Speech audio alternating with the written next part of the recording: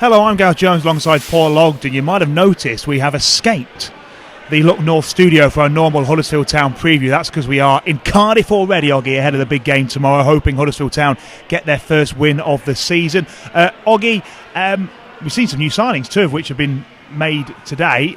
How many of the new signings do you think will play tomorrow? This week's new signings, both, I would say.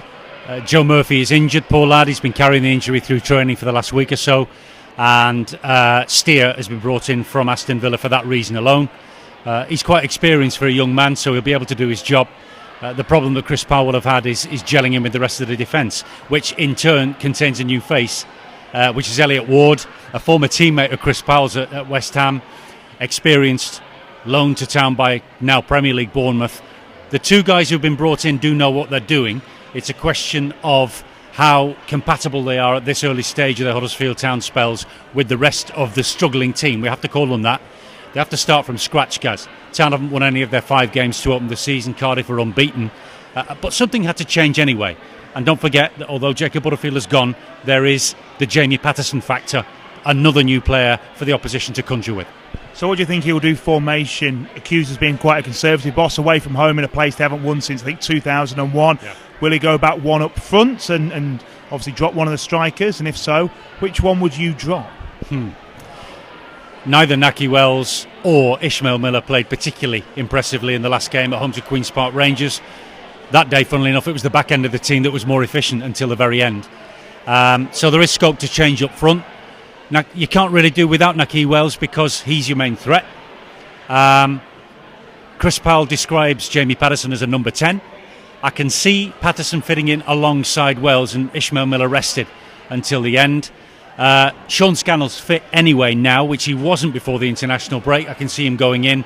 My own personal expectations, Gaz, are for Muzzy Carayol and Emir Hughes to still be on the periphery. Carayol may be on the bench again. They have to do without Jacob Butterfield. There might be scope for Dempsey to play. Dempsey to actually make his first championship start because somebody's got to sit in the Butterfield position. We'll see a few old familiar names, won't we, in the Cardiff team, the like of Peltier, Morrison and Pilkington, of course. Yeah. Pilks. Is it too early to say must win for Town? Yes, it is. It's too early to say must win. That would be ridiculous, guys. Must win, the heart says must win because we must soon surely have something to get us out of our seats and cheer about. I could see some good things in the QPR performance. Must win, no chance. The division isn't like that anyway, but must inspire your fans, must give us something to hope for in the immediate future. Remember, Town have got another difficult game away at Charlton on Tuesday night. They've got to start somewhere, guys. Cardiff's an awkward opponent, but as we've heard, Noel Whelan and the great Ewan Roberts say, this last 24 hours on BBC Radio Leeds, Cardiff are much more vulnerable at home than they are away. This might be a better chance for Town to actually take them on in the Cardiff City Stadium. Yeah, I think that's what Town fans want to see. Town taking teams on, getting not just these victories, but just really going for games when they're available. I still think Brighton was an available game. Fulham obviously was, which they blew. So they need to start taking those chances, Oggy, now, don't they? And not have these what-ifs or only if this had happened, these buts.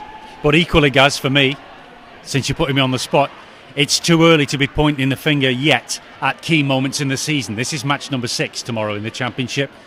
What we need to see is a bit of progression, I'd say a lot of progression, in the promising elements of the home defeat against QPR before the international break. But the front end of the team needs to deliver loads more than it has done already. The back end has got its faults, but for a Huddersfield Town Championship team in the modern era to only concede 6 goals in 5 games ain't bad compared to, you know, your opening game of the season last campaign against Bournemouth, for example, 4 in the back.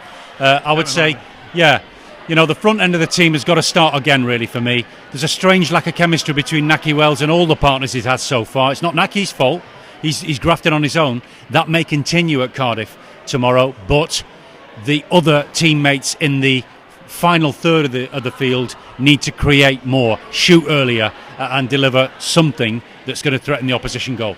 So Paul Ogden alongside Kieran O'Regan and myself, Gareth Jones, will bring you exclusive Huddersfield Town commentary at Ware, Cardiff City tomorrow, the being Saturday that is, on air from 2 o'clock ahead of the 3 o'clock kick-off. Commentary will be on 774am and DAB Digital BBC Radio Leeds. Give us your thoughts during the show. Tweet us at WYS Daily. You might be able to hear in the background, very busy in this hotel today. We've chosen a party hotel, Oggy. Lots of people over there looking well dressed. Let's go and investigate. Hopefully we'll speak to you tomorrow, but who knows? We won't be allowed in, I'll tell you now. They're much younger than us, so not a chance.